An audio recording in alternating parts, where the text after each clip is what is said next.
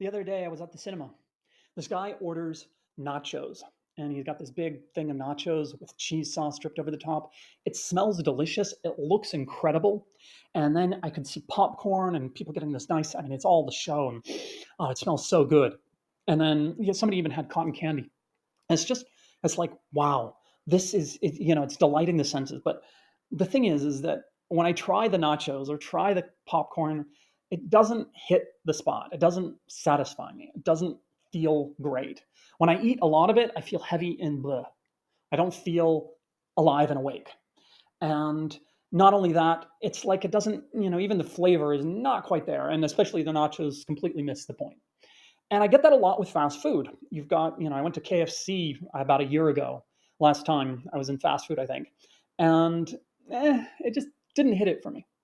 And then we take that and we can compare that to homemade food, the kind your mom makes or I make at home.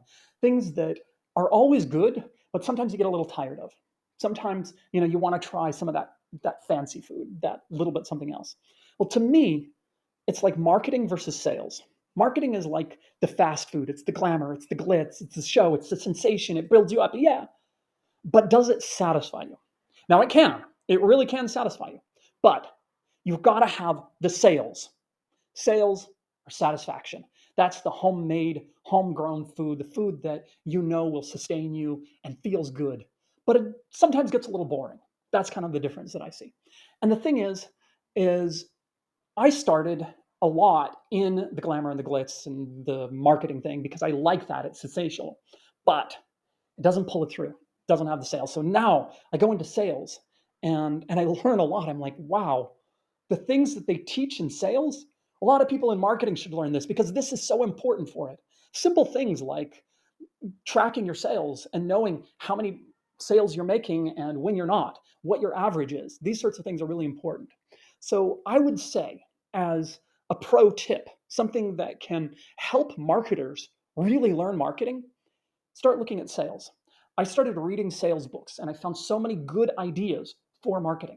I started understanding a deeper level of not just, there's the asking questions that sales has and the way you lead in the questions and how you gather and grade the customer and how you basically farm them or cultivate that customer. That's a completely different story than a lot of marketers have, but they should use that because it makes so much sense. And it's the same thing in your cooking. When you're cooking, you're preparing, you're chopping the vegetables, you're heating up the pan, you're getting all your dishes together. That's what sales is like.